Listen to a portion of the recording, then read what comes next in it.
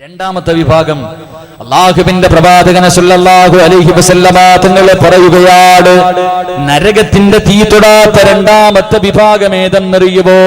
മഹാനായ റസൂലുള്ളാഹി തങ്ങൾ പറയുകയാ, നാളെ പടച്ചവന്റെ പരലോകത്ത് അല്ലാഹുവിന്റെ പ്രവാചകൻ നിൽക്കുമ്പോ, അല്ലാഹുവിന്റെ റസൂൽ നിൽക്കുമ്പോൾ ഒരു ചെറുപ്പക്കാരനെ ചങ്ങലയിൽ കെട്ടികെട്ട് വലിച്ചു കൊണ്ടുവരികയാണ്. അല്ലാഹുവിന്റെ റസൂലിന്റെ മുന്നിലൂടെ അതാ മലക്കുകൾ, സബാനിയത്തിന്റെ മലക്കുകൾ, നരകത്തിന്റെ മലക്കുകളുണ്ടല്ലോ, അതാ ചങ്ങലയിൽ കെട്ടിയിട്ട് വലിച്ചിടച്ച് കൊണ്ടുവരികയാണ്. ആ മലക്കുകൾ ആ മനുഷ്യനെ ചങ്ങല കൊണ്ടടിക്കുന്നുണ്ട്. അള്ളാന്റെ റസൂലിന്റെ മുന്നിലൂടെ വലിച്ചു കൊണ്ടുപോകുമ്പോ ആ മനുഷ്യൻ അള്ളാന്റെ റസൂലിനോട് കരയുന്നൊരു ബിയേ, അള്ളാന്റെ റസൂലിനോട് കരഞ്ഞുകൊണ്ട് പറയുകയാ, എന്നെ ഒന്ന് രക്ഷിക്കട്, എന്നെ ഒന്ന് രക്ഷിക്കട്. അള്ളാഹുവിന്റെ റസൂലിന്റെ മുന്നിൽ കിടന്ന് കരയുകയാണ്. മലക്കുകൾ നരകത്തിലേക്ക് വലിച്ചു കൊണ്ടുപോകുന്നു. ആ മനുഷ്യൻ റസൂലുള്ളാഹിന്റെ മുന്നിൽ കിടന്ന് കരഞ്ഞുകൊണ്ട് യാചിക്കുമ്പോ അള്ളാഹു ആ മനുഷ്യനോട് ചോദിക്കും, ചെറുപ്പക്കാരാ, അള്ളാഹുവിന്റെ വിശുദ്ധ ഖുർആൻ നിനക്കുണ്ടായിരുന്നല്ലോ, അള്ളാഹുവിന്റെ വിശുദ്ധമായ ഖുർആൻ നിന്റെ കയ്യിലുണ്ടായിരുന്നല്ലോ, എന്നിട്ടും എങ്ങനെ പറ്റിയടാ നിനക്ക് രക്ഷപ്പെടാതിരിക്കാ? അള്ളാഹുവിന്റെ ഖുർആൻ നിന്റെ കയ്യിലുണ്ടായിട്ട് ഈ നരകത്തിന്റെ തീക്കകത്ത് നിന്ന് നിനക്ക് രക്ഷപ്പെടാൻ കഴിഞ്ഞില്ലല്ലോ. എന്റെ പ്രിയമുള്ള മുസ്ലിമേ, അള്ളാഹുവിന്റെ ഖുർആൻ ഓതിയ, അള്ളാഹുവിന്റെ ഖുർആനിനെ സ്നേഹിച്ച നരകത്തിൽ നിന്ന് നിനക്ക് മോചനമുണ്ടെന്ന് ത്വാഹാ റസൂലുള്ളാഹി സല്ലല്ലാഹു അലൈഹി വസല്ലം വിശുദ്ധമായ ഖുർആൻ ഓതിയ, ഖുർആൻ പഠിച്ച നരകത്തിൽ നിന്ന് രക്ഷപ്പെടാൻ കഴിയും. അള്ളാഹു ഭാഗ്യം നൽകി അനുഗ്രഹിക്കുമാറാകട്ടെ. ഈ സദസ്സിലിരിക്കുന്നവരോട് ഇന്ന് വഅദ് തുടങ്ങുന്ന സമയത്ത് ഉസ്താദ് ഇവിടെ ഇരുന്ന് ദുആ ചെയ്തപ്പം ഖുൽ ഹുവല്ലാഹു ഓതി, അതല്ലാതെ നിസ്കരിച്ച സമയത്തല്ലാതെ ഇന്ന് ഒരു ഖുൽ ഹുവല്ലാഹെങ്കിലും ഓതിയവരുണ്ടെങ്കിൽ ഒന്ന് കൈപൊക്കിക്കേ. ഇന്നത്തെ ദിവസം ഉസ്താദ് ഇവിടെ ഓതി, അതല്ല നിസ്കരിച്ചപ്പോഴല്ല, അല്ലാതെ ഒരു ഇന്ന ആഴ്ത്തേനെങ്കിലും ഓതിയവർ ഒന്ന് കൈപൊക്കിക്കോ. അല്ലാഹു അഅലം. അല്ലാഹു കാക്കുമാറാകട്ടെ, അല്ലാഹു കാക്കുമാറാകട്ടെ. എല്ലാരും ഒന്ന് നേരെ ഇരുന്ന്, ചിലപ്പോ കസേര താന്ന് ഭൂമിക്കടിയിൽ പൊക്കളയും. കാരണം എന്തേ? മൂന്നായത്ത്, ഇന്നാ അഅ്തൈനാക്കൽ കൗസർ ഫസല്ലി ലിറബ്ബിക വൻഹർ ഇന്ന ശാനിയക ഹുവൽ, ഇതുപോലും ഓതാൻ സമയമില്ല. അത്രയ്ക്കും വലിയ തിരക്കായിരുന്നു നിങ്ങൾക്കൊക്കെ ഇല്ലേ? എന്താ മനുഷ്യ ഇങ്ങനായിപ്പോയെ? എന്താ മനുഷ്യ ഇങ്ങനായിപ്പോയി? എല്ലാരും നന്നായില്ലേ? ഇനി നീ എന്ന് നന്നാവാനിരിക്ക? എല്ലാരും നന്നായി, എല്ലാരും നന്നായി, നീ മാത്രം എന്താ ഇങ്ങനെ ആയിപ്പോയെ? പ്രായം കുറെ ആയില്ലേ? ചെറുപ്പക്കാരനാണെങ്കിൽ പറയാം, അവന്റെ പ്രായം, അവന് പക്വത എത്തിയില്ല. ഏത് മനുഷ്യന് 40 വയസ്സാകുമ്പോ പക്വത എത്തിയല്ലോ. ഏത് മനുഷ്യനും ഒരു 40 വയസ്സ് ആകുമ്പോ പക്വത എത്തുന്ന, നിനക്ക് 50 കഴിഞ്ഞല്ലോ. എന്നിട്ട് എന്തേ? അള്ളാഹു നന്നാക്കുമാറാകട്ടെ, അള്ളാഹു നന്നാക്കുമാറാകട്ടെ. എന്തേ ഇപ്പൊ ഇങ്ങനെ ആയിപ്പോയെ? ഇനി എന്നത്തേക്കാ? പോണ്ട സമയമായില്ലേ? പോണ്ട സമയമായില്ലേ? നീ വിചാരിക്കണം നിനക്ക് പോകേണ്ട സമയമായില്ലെന്ന്. ഇന്ന് രാത്രിയാ നീ പോണേ. നാളെ ചെർക്കളം പള്ളിയിൽ കബീർ വാക്കബി വയല് പറയുമ്പോ നീ വയല് കേൾക്കാൻ ഉണ്ടാവൂല. നീ കേക്ക് എവിടെ കിടന്ന്? പള്ളിക്കാട്ടി 6 അടി മണ്ണിനടി കിടന്ന്, 6 അടി മണ്ണിന്റെ അടി കിടന്ന നിനക്ക് വയല് കേൾക്കാനുള്ള യോഗം അള്ളാഹു ഈമാൻ നൽകി നിഗ്രഹിക്കുമാറാകട്ടെ, അള്ളാഹു ഈമാൻ നൽകി നിഗ്രഹിക്കുമാറാകട്ടെ. എന്തിപ്പോ പേടി? മരണത്തെ കുറിച്ച് പറഞ്ഞപ്പം പേടി. നീ വിചാരിക്കണം നിന്റെ സമയം എത്തിയില്ല, നിങ്ങൾ വിചാരിക്കണം നിങ്ങളുടെ സമയം എത്തിയില്ല. നിന്റെ പൊന്നനിയാ, നിന്റെ സമയം എത്തി, പോണ്ട സമയമായി. അള്ളാന്റെ റസൂൽ സല്ലല്ലാഹു അലൈഹി വസല്ലം തങ്ങൾ പറഞ്ഞു, മരണത്തിന് മുമ്പ് 3 അടയാളം ഉണ്ടാവുന്ന. മരണം അടുത്തോന്ന് അറിയണ്ടേ? മരണം അടുത്തോ എന്നറിയാൻ ആഗ്രഹമുള്ളവരൊന്ന് കൈപൊക്കിക്ക്.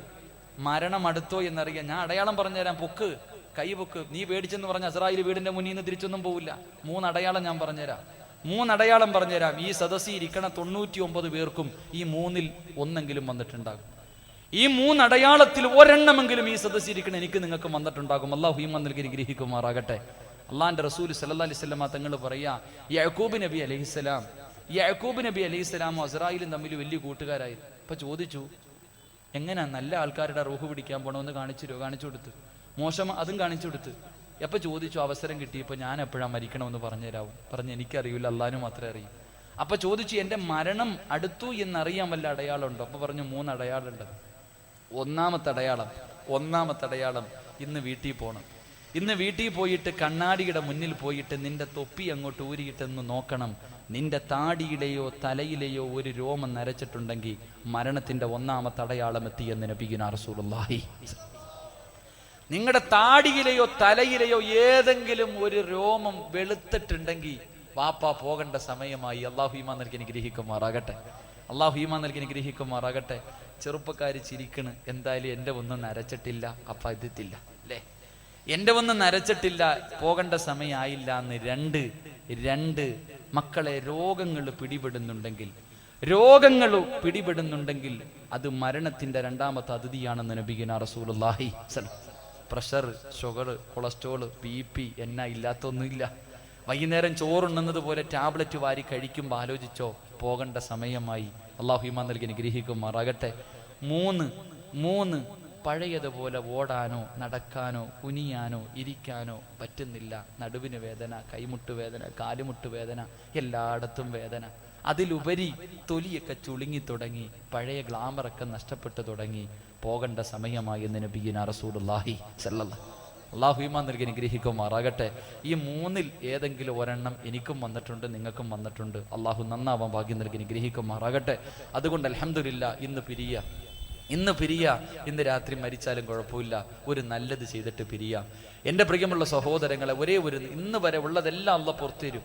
ഈ സമയം വരെ ചെയ്തതെല്ലാം അള്ളാഹ്, കഴിഞ്ഞതൊക്കെ കഴിഞ്ഞു, അള്ളാഹിനോട് തൗബ ചെയ്താൽ പുറത്തു. പക്ഷെ ഇനി മുതൽ അങ്ങനെ ആകാൻ പാടില്ല. ഇന്നത്തെ രാത്രി മുതൽ പരിശുദ്ധമായ ഖുർആനിലെ ഒരു സൂറത്തെങ്കിലും ഖുർആൻ എടുത്ത് വെച്ച് ഓതിയിട്ടേ ഉറങ്ങാവൂ. നീയത്ത് ചെയ്യ. അള്ളാഹു ഭാഗ്യം നൽകി ഗ്രഹിക്കുമാറാകട്ടെ.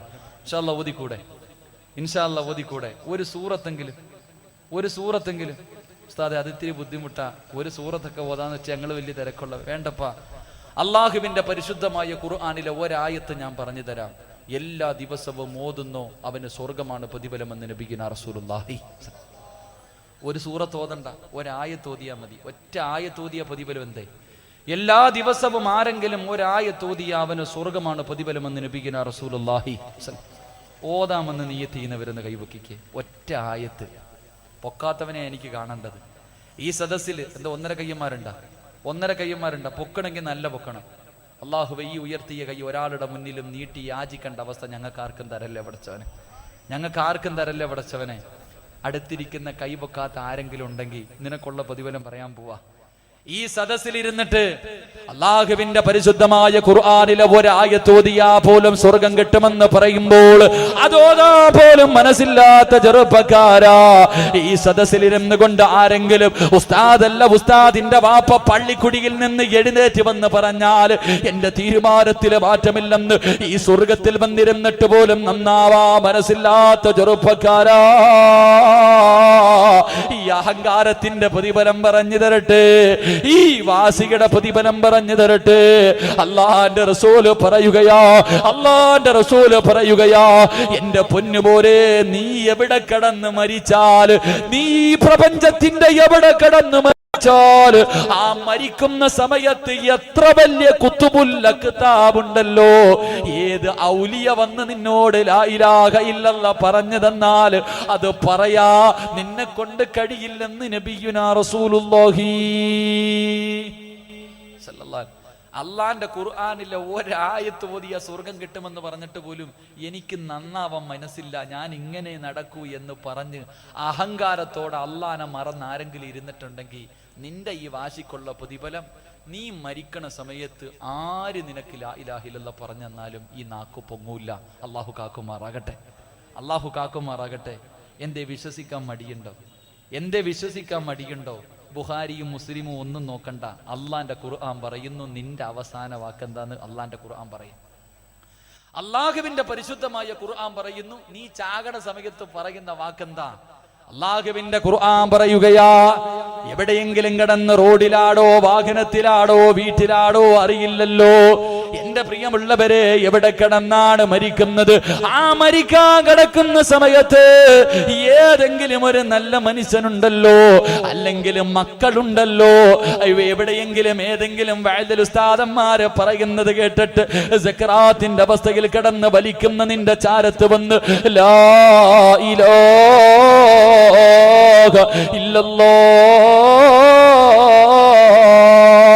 എന്ന് പറഞ്ഞു തരുമ്പോ നീ തിരിച്ചു പറയുന്ന വാക്ക് അല്ലാഹുവിന്റെ ഖുർആൻ പറയുകയാണ് വശഹിദു അലാ അൻഫുസിഹിം അന്നഹും കാനൂ കാഫിരീൻ.